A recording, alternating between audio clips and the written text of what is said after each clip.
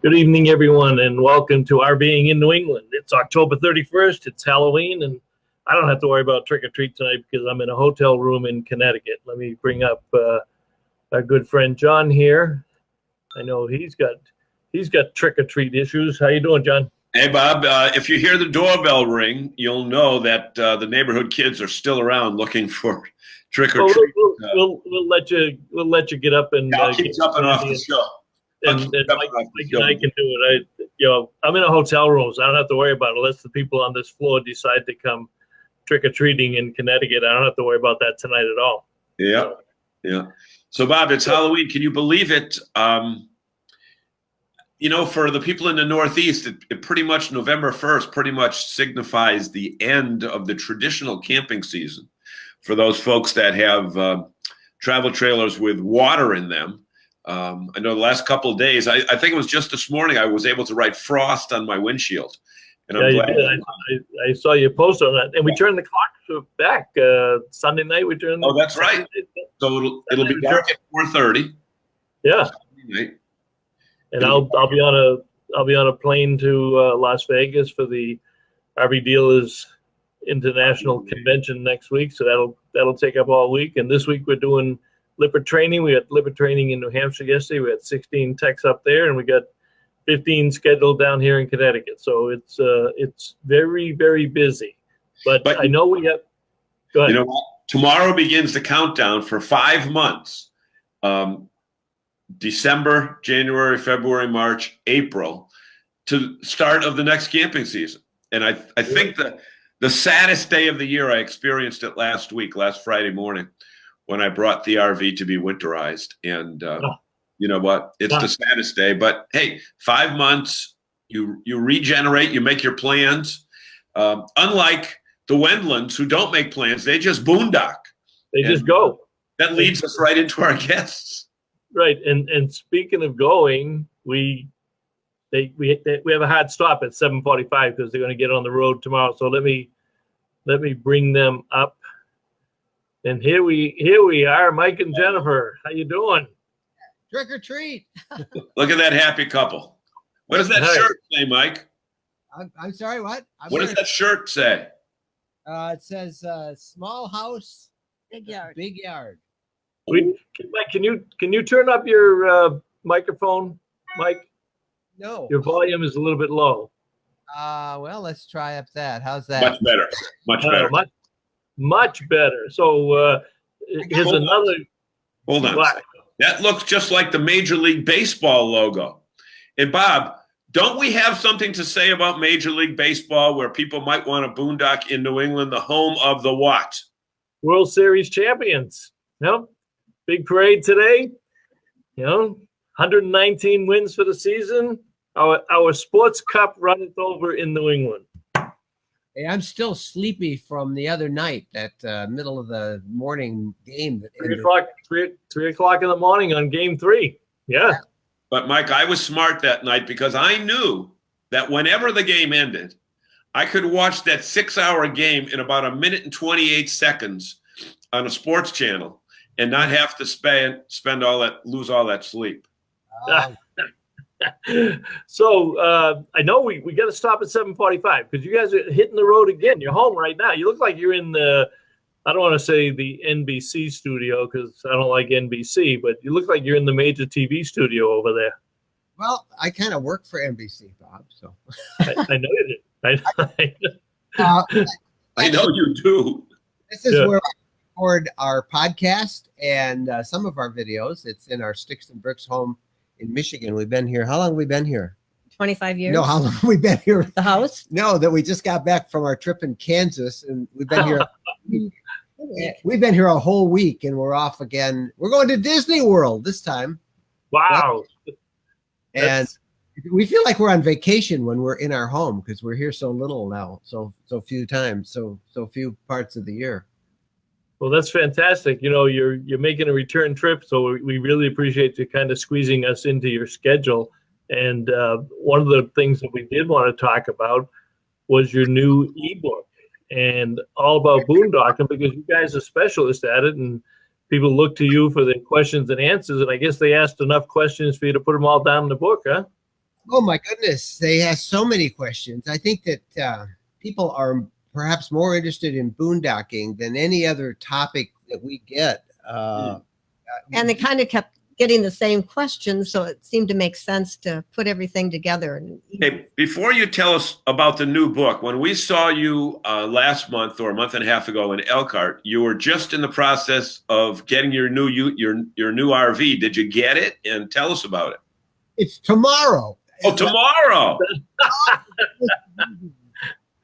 Maybe Friday. We have to be in Walt Disney World Sunday, so we are not going to stick to our own 3:30 rule unless it's 3:30 in the morning when we Right. get. But it's actually supposed to arrive tomorrow. I heard today, so it's late tomorrow. So we're pretty excited about it. It kind of that'll be a good shakedown. That'll be a good shakedown cruise going from Michigan to Florida, huh?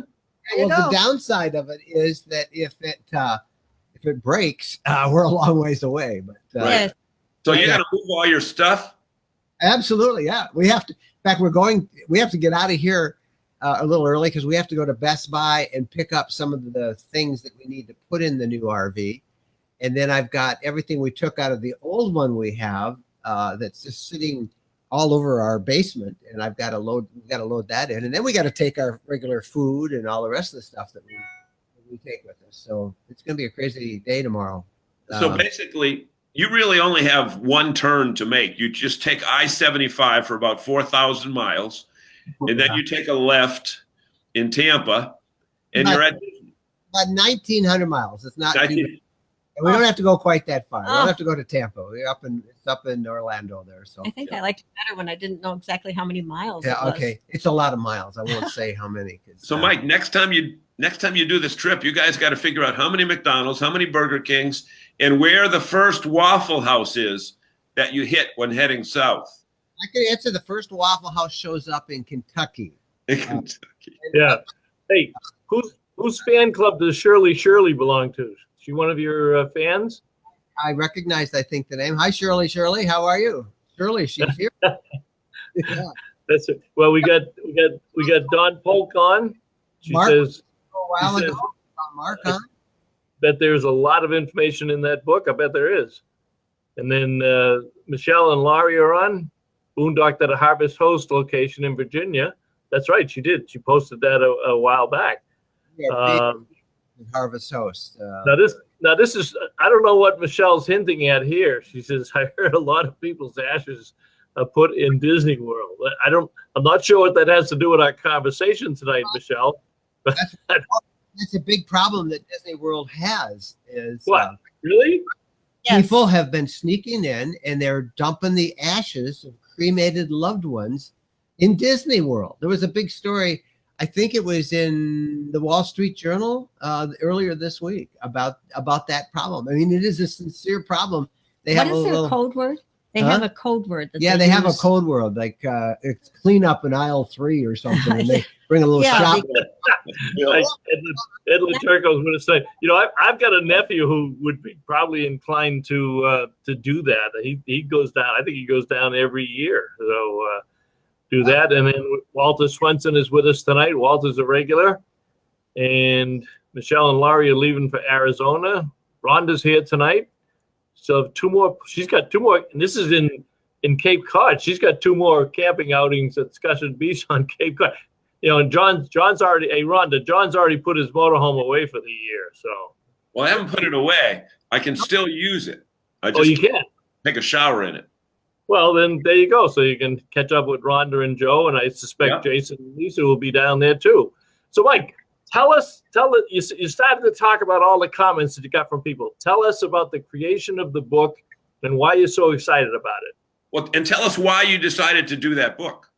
Well, as Jennifer said, we get so many questions, and so often they're the same questions. We do a weekly live show like this every Sunday on our YouTube channel, and it's almost always the same questions, and so we thought, well, let's put them all down. We've been at this now for about 7 years, and we learned real quick that the way to really enjoy the RV lifestyle is boondocking and, enjoying real camping out in the wilderness, not in tinuminium skyscraper Class A's tower up 2 stories above you, 20 feet away, and breathing everybody else's smoke. So we like camping out in national forests, BLM land, in places that are far off the beaten path. And Mike, explain the BLM land for people that might not be familiar with that term. Well, if you live in the West, you know what it is. It's a Bureau of Land Management. Vast stretches of gorgeous land, wild wilderness is under the control of the Bureau of Land Management, and they let you camp there, usually free, or if there's a fee, it's a very small fee. Same with almost all U.S. national forests. Same with most state forests. There's dispersed camping, which is another word for it. So you do have to be totally self-contained. There are no hookups. There's no dump for your sewer.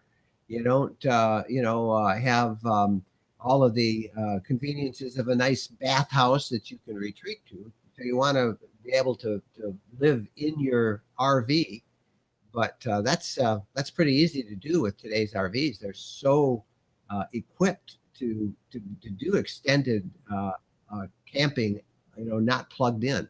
So when you guys are out on the road like that, are you generally staying an extended time at any one place, or are you just like one and done and move on to the next one? We probably are more one and done. Yeah, we're usually on the move.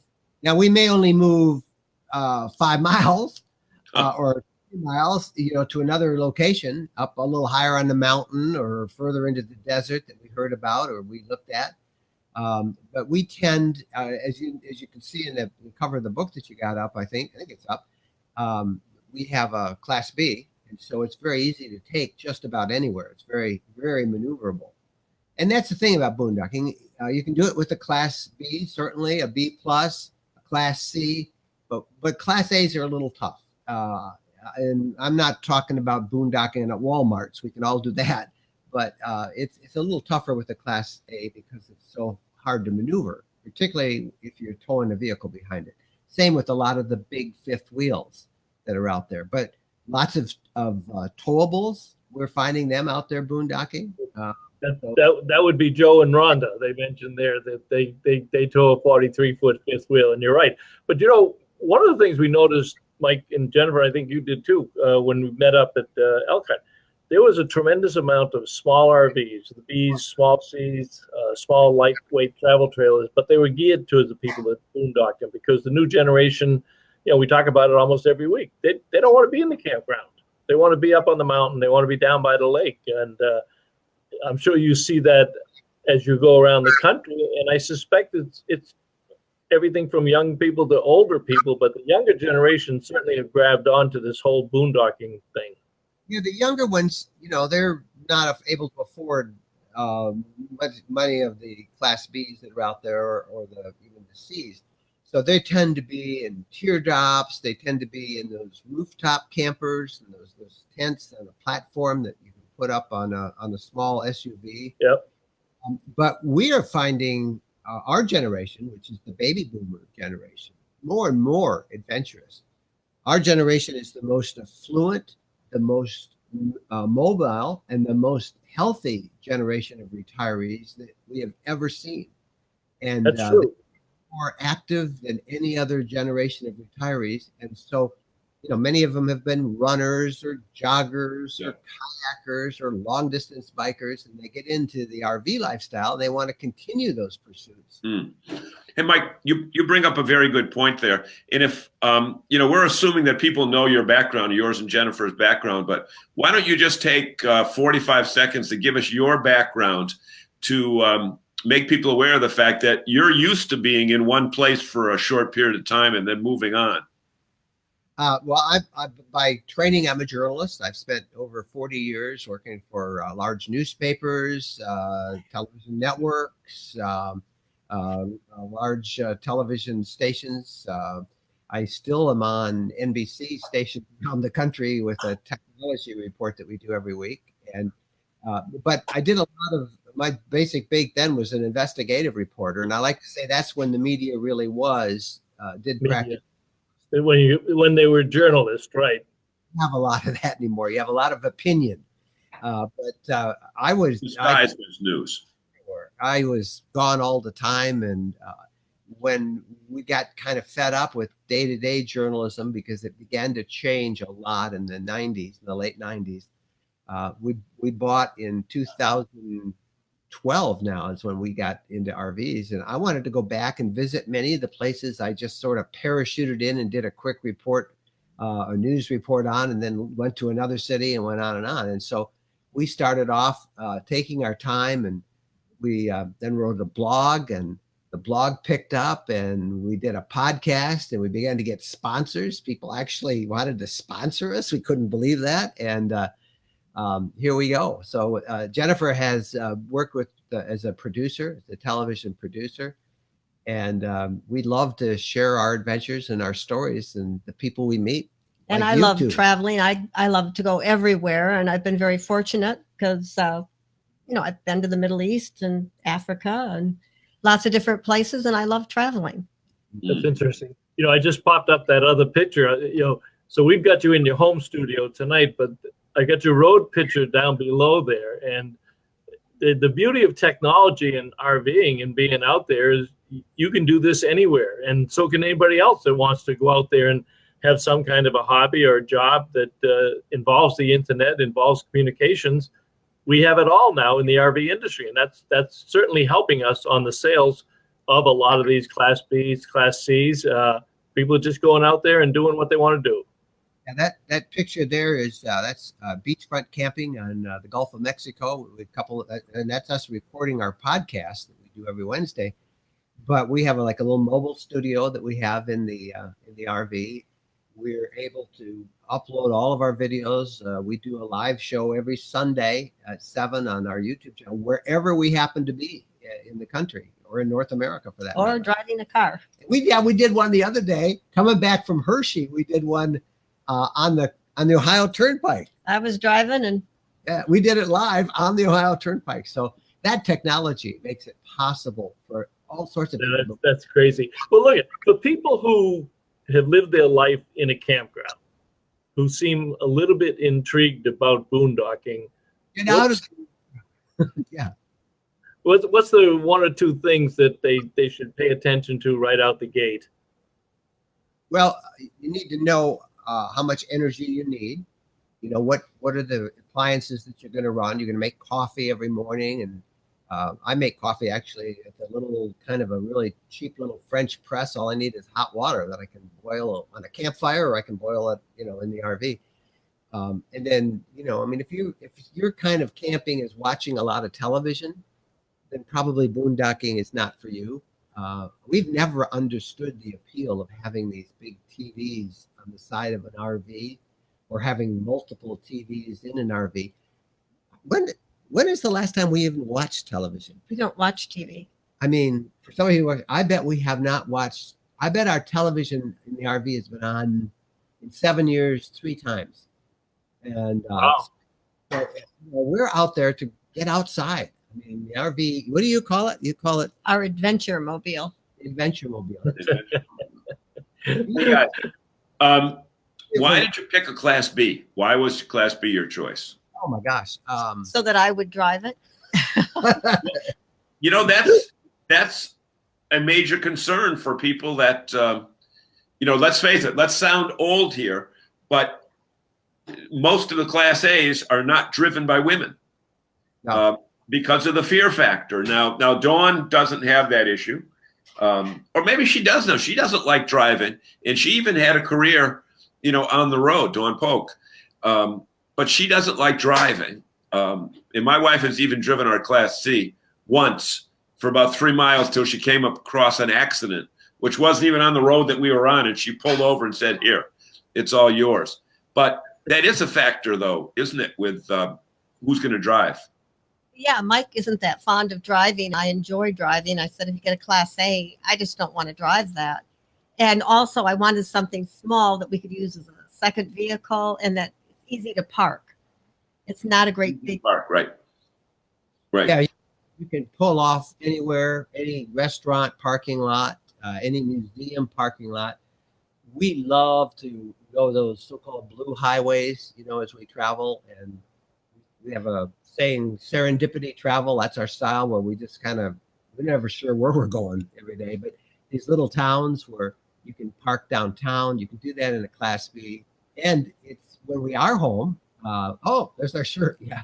When we are, Speaking of serendipity travel, we'll get into your clothing line in a little bit, but getting really good at this.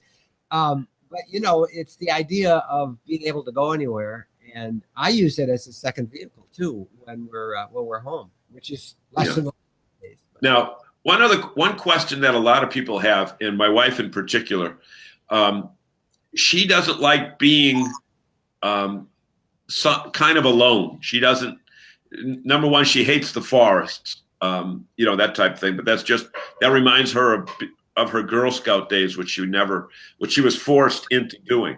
However, the issue of security comes up, and it comes up in a truck stop. It comes up on a roadside rest area, that type of thing. What precaution? Look at Michelle's question. The question up there, I see that question about parking a hotel parking lot. We do that a lot. Yep. Yeah, with permission. Yeah, we get permission, and here's a little secret on how to do that. Stop late at night, and by late at night, usually 9 or 10. Most hotels and motels on the road are booked solid, so you got a good chance of going in. But if you're a member of their honors club or their frequent, and you can get those for free. If you're a member, just go in and say, "Hey, I see you're filled. I'm a member of your club. And I've got a little RV out there. It's just the size of a van or whatever it is. Can we spend the night there?" And we've never been turned down. Yeah, and we've done the same. We've done the same. But I've done it at police stations. Taking the free on the road and tired, you just go into the police station and say, "Look, I'm really very tired. I don't think I should be on the road."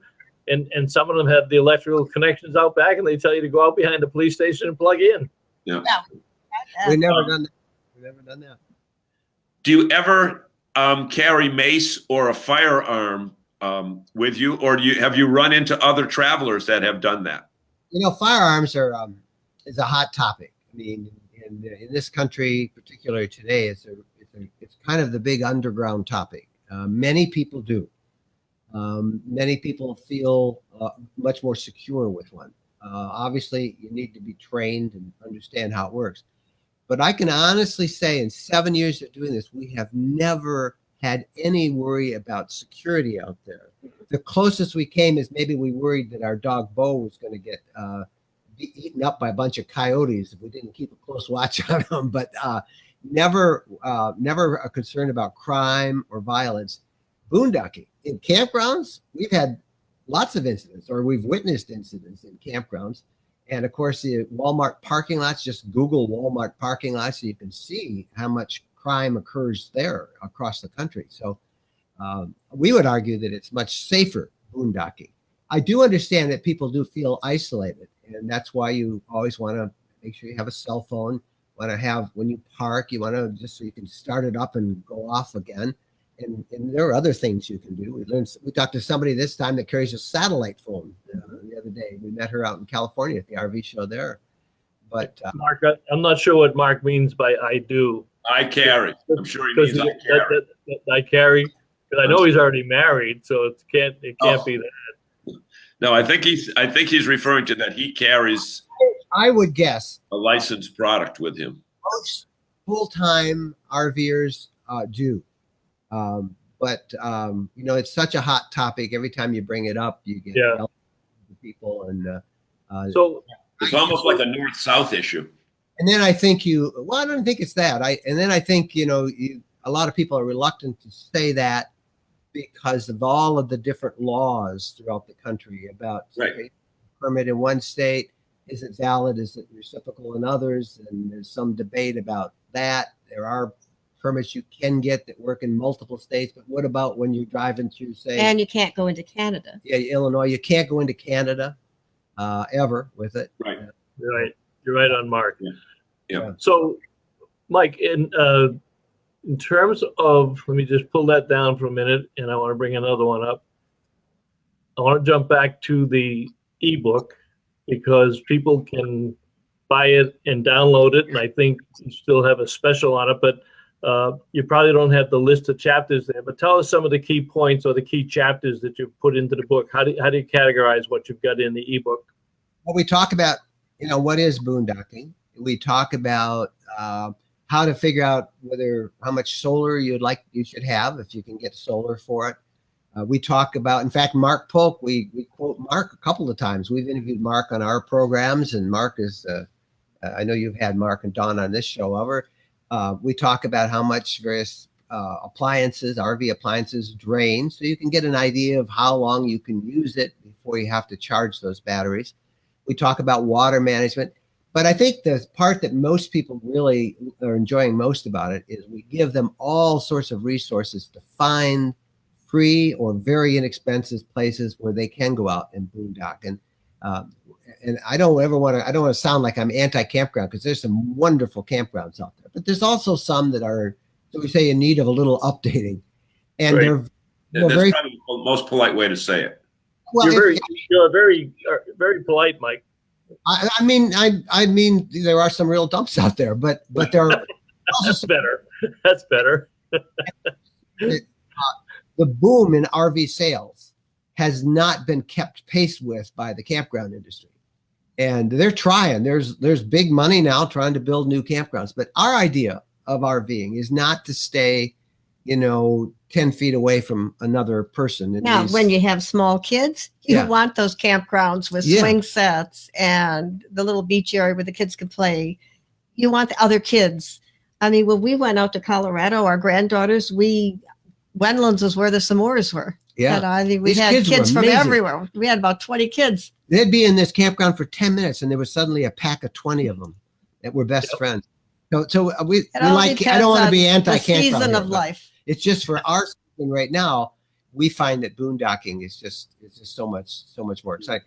We also talk about, besides finding places, we talk about safety and security in the book, and it kind of answers almost all of the major issues. And then we take you on a couple of typical boondocking trips that Jennifer and I do. We walk you through how we find the spot, and what we do to set up, and why we like it so much. And I like the sound of silence. Remember the old Simon and Garfunkel song? But well, when we talk about boondocking, and no matter which forum or which website you go to, or which magazine you pick up, or which campground they want to complain about, Wi-Fi is probably the number one thing that people want when they go camping now. When you look at the KOA surveys, how do you handle Wi-Fi? Because you are a techie, and you work with all these gadgets, so you've got that background too. But I'm sure people would be interested to learn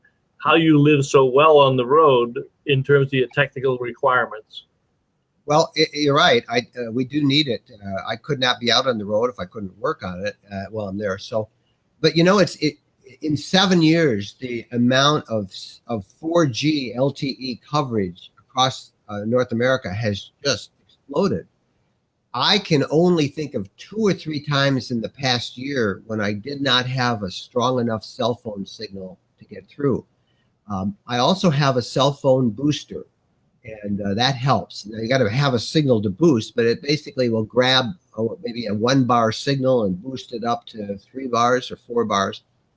And that really helps a lot too. So almost everything I do, I update the blog every day. I do content every day. I send pictures in, videos in.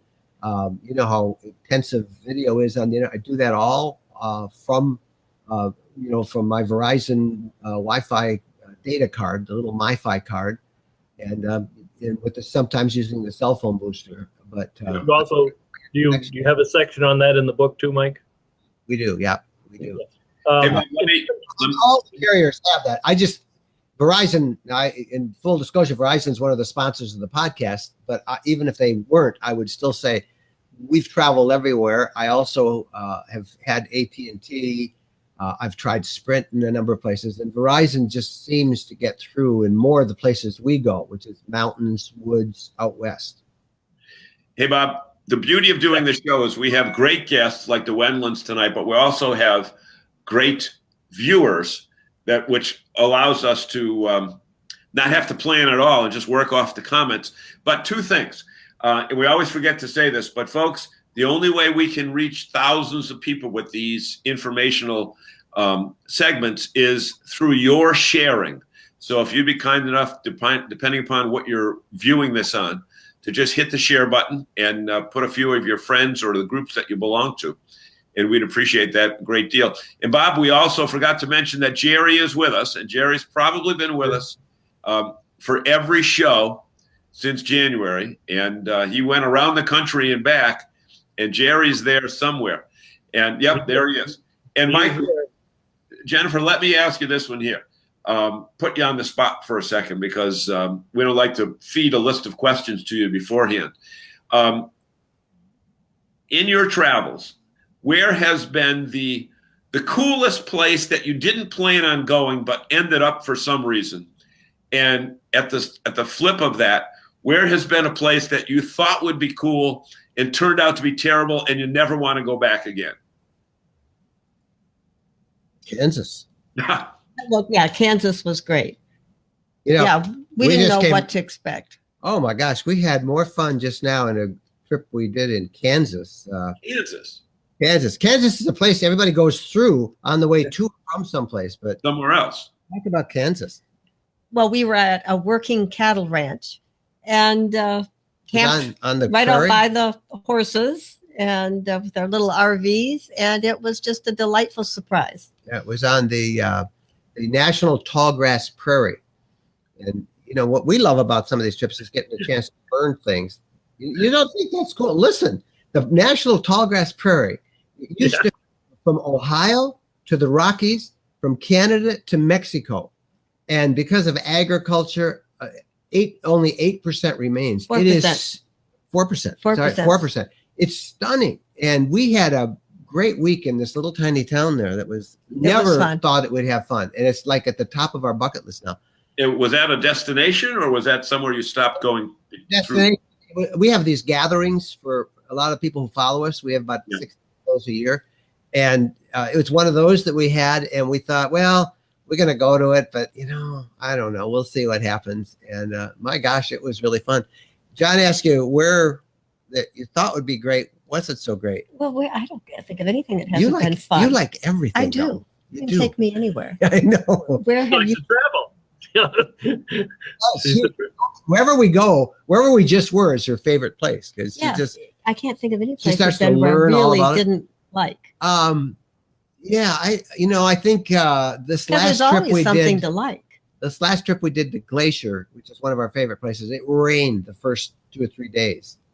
And that was kind of a that bummer. was kind of a disappointment. And then it But cleared that's up. the weather. It just, Weather. I can't think of a single place that I could say, well, I don't ever want to go back there. Almost every place we go, we want to go back. Okay. Now you travel throughout the year. When you're in Michigan, you have to be winterized. When you're in Florida, you're not. So how do you handle that? And where's usually your line of demarcation for winterized and not? Well, it's a great question, because right now in Michigan, it is about 50 degrees, and it's going to be warm today and tomorrow. And so this new RV that we have coming tomorrow, I says, don't winterize it. Well, they upfit it up at the Road Trek factory in Canada. They said, oh no, we winterized it already. So the first thing I'm going to do with it tomorrow in my driveway is de-winterize it. Oh. And then so that I can use it for the next couple of weeks, 3 weeks, we're in Florida. And then as we come back, it's usually Kentucky, isn't it? Usually Kentucky. I stop at a Walmart and buy a couple jugs of antifreeze, and it takes all of about 10 minutes to winterize it. A lot of these dealerships will tell you it's $175 to winterize it. And listen, it's really simple to winterize it. So we winterize and de-winterize 5 times a year, maybe. And okay. Simple. Now, in a bigger unit, it is a little bit more. I don't want to mislead anybody there. It's more complicated. But on a Class B, and that's why we like the B. Yeah, it's another reason we like it. We can do ours in about 5 minutes. Yeah. Okay. Interesting. And the good question is when to do it. And the answer is if the temperature drops, like to say 28 degrees, that's the worry thing for me. And if it stays that way for 4 or 5 hours at 28 or below, 28 Fahrenheit, that means you need to be winterized because that water in your pipes will freeze then. But Say a little bit of ice on a puddle. yeah, and if the puddles freeze, that's a sign your pipes are freezing. If you're using the RV and you have a lot of heat on the inside and the temperature in the daytime rises up pretty good, you're probably okay if it gets down to right around freezing. But when it gets much below that, it's time to winterize. We suggest if it's going to be freezing, as soon as you get the first hard frost, plan within a week to winterize, even though the temperatures may go up and down a bit. What are your solar outfitting on this unit that's coming in? 1,000 watts of solar up on the roof. And I'm not sure what Do we have propane? I don't know. You know, I'm not sure whether we have propane or if this is all electric. Tomorrow. I think it's propane. Maybe not. Kind of opening up a Christmas present. You don't know what's there, and you get excited when you look at it. We're not sure because the old one that we were using was sold off. Interesting story. It was sold to a guy who sent me an email, and we get this a lot because people will say it and they'll say, "Hey, we want what you guys have. We want just what you have." And that's what he said. And I happened to be. We were at an RV show in Phoenix, Arizona, in April, and I showed it to Mike Snell. He's the vice president for sales for Road Track. I said, "Hey, Mike, here's a guy. The guy wants to buy one. He wants just what we have." And I thought Mike would say, "Well, good. We'll contact him." And he looked and he says, "Well, we'll sell him yours." And so he's a doctor in Hawaii, and he and his wife were taking a year's sabbatical, and they chose to buy a Class B, and they're flying over the mainland. They're going to spend a year, and they bought ours, and they're going to travel all over North America. And at the end of that, they're going to sell it.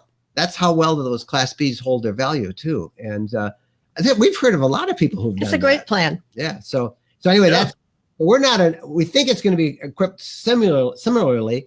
You have a new interior color you picked out. Yeah, so it's going to be a light color. Yeah. So they have the ebony, they have the cherry, Road Track does, but this one's going to have a light interior. So I know a lot of the people are going to want to see that. And in that last stage of production, when it goes through the checklist, the audits, anything could go wrong in the morning, and maybe they're going to keep it for a couple of days. And we might be hoteling it. We might not go to Disney. You're never going to get. Were you Fort Wilderness at Disney, or were you? Fort Wilderness. We're going to do a video on, are you ever too old to go to Disney? That'll be fun. Speaking about videos, you have, and it may be just because I know you so well and I see a lot of the stuff that you do, but you have one of the most popular YouTube channels out there when it comes to RVs, and it's called the RV Lifestyle now. So you've been kind of changing your branding from the roadtrekking.com over to the rvlifestyle.com. And tell us a little bit about your website, and then talk about, because we only got about 7 minutes left here, but we got to tell them where to buy the book, number one. And if that's on your rvlifestyle.com, fine. But talk a little bit about your site and the YouTube channel, which has got a lot of good information for them. Well, Road Trekking is where it all began, and that is our RV Lifestyle blog, and it's called roadtrekking.com. But one of the things that people often think is that it's only for people who own road treks, and that's not the case at all. It's a lifestyle. And I dreamed up that name when we got it. I started the blog, and I said, well, let's call it Road Trekking. That's a clever name. And but I constantly get pushback from people. Oh, well, I have I've got an Airstream, or I've got a Jayco, or I've got this or that, and it's not for me. No, it's for everybody. So what we try to stress is it's about the RV lifestyle. And it doesn't make a difference what kind of an RV you have.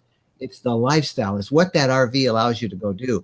And so that's the name of our, and it's a much more recognizable name, I think. And so our YouTube channel is RV Lifestyle Channel, and rvlifestylechannel.com takes you right to YouTube. And boy, we're just thrilled to watch people subscribe to that, and we've been having so much fun doing the videos. But roadtrekking.com is and it will always be. That's our main website, and that's kind of, our podcast is linked to there, as are the videos. I think the books are linked there. I'm not sure if I even have a link on the books, but the books, hopefully you got the address there, Bob, and you can pop it up. But It all starts with we have a newsletter, a mailing list, and that's where they get the special deal on it. And it's just roadtrekking.com/newsletter, and they can learn about a lot of it that way. Hey, one of the cool things that you guys do, because you don't watch TV, is drone photography. You still got your Mavic Air, Mike? And I had the Mavic Air when I saw you guys a month ago. I also have the Phantom 4, which is a bigger one. Oh.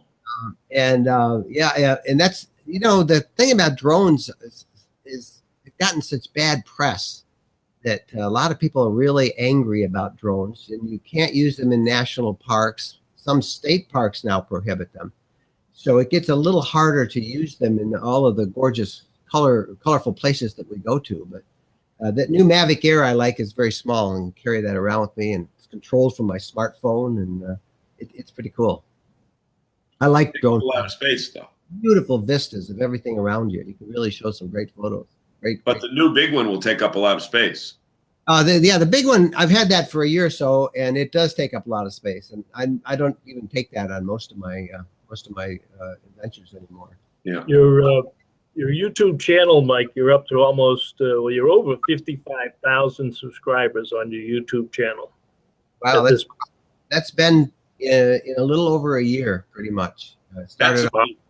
We had a few thousand a year ago, but I wasn't really using it much. But how'd you build it? I just keep doing videos. I love doing videos. We do 4 a week besides new posts on the blog every day. And we've never taken a day off. Although Jennifer, we have promised, she's made me promise, we're taking 2 weeks off between Christmas and New Year's. So that'll be the first time I've taken off in all these years we've been doing it. But we just do 4 videos a week. People find them, they subscribe, they engage with us, and it's been really fun. I like doing the videos. I think I like the podcast, and I like the writing. You like it all. I like it all. All fun. Yeah, we just got a few minutes left, and there's so many more questions. You'll have to come back after you get back. Do this from the road too. You can do it from the road. Yeah. Well, what we'll do, and we've been kind of remiss not getting to a lot of our comments. We will go back through and post all the comments, answers to the comments. We'll post where you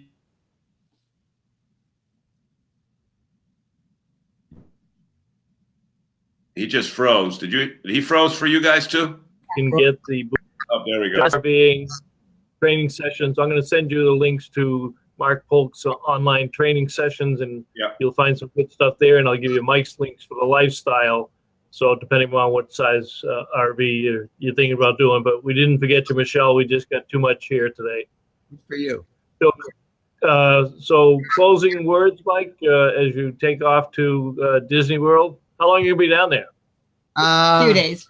How they? 2 days. Till Wednesday? Yeah, Wednesday. Till Wednesday, I think. Sunday through Wednesday. Sunday through Wednesday. And we'll do our live on YouTube, our live Sunday night show. Ask Us Anything, we call it. And hopefully we'll be at Disney at 7 p.m. and we'll try and go live there. And we're going to save revealing this new RV if we get it. So we're going to get someplace nice where we can do a really nice tour of it and show some pictures. The leaves up here in Michigan are all gone now. Disney World's not nice enough? It's okay. It's nice, but I got to get the right background, and you don't want a lot of traffic by. You know what it's like doing a video shoot. You want to get the back right. Well, there'd be 12,000 kids running around too. You're going to want a nice site on the beach, nice and quiet, nobody around, right? Yeah. We'll try. Yeah.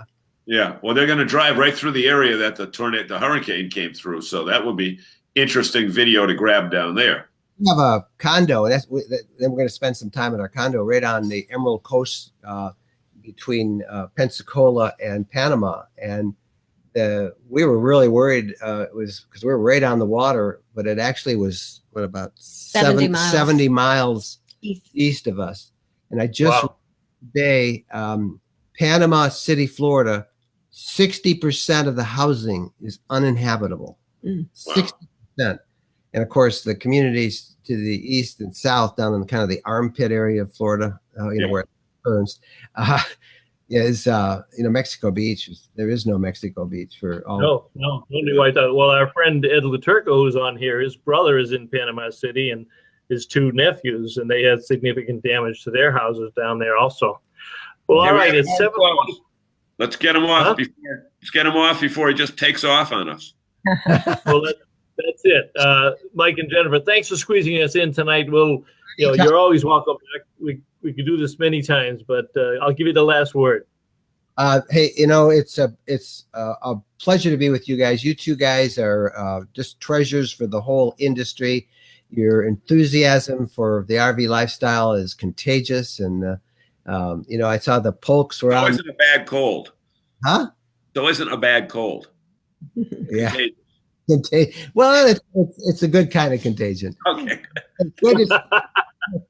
So we need to do a gathering with you guys, the Polks, and about 4 or 5 others of us who do these kind of things, and we'll just all hang out for a couple of days. We're never in the same place. We're in the same place, but we miss each other by start of the week or the end of the week. Let's figure a way to. Yeah. Yeah, if we are in the same area, one of us is coming and the other one's going, and we spend 10 minutes on the side of the road catching up with each other. All right. Thank you, guys.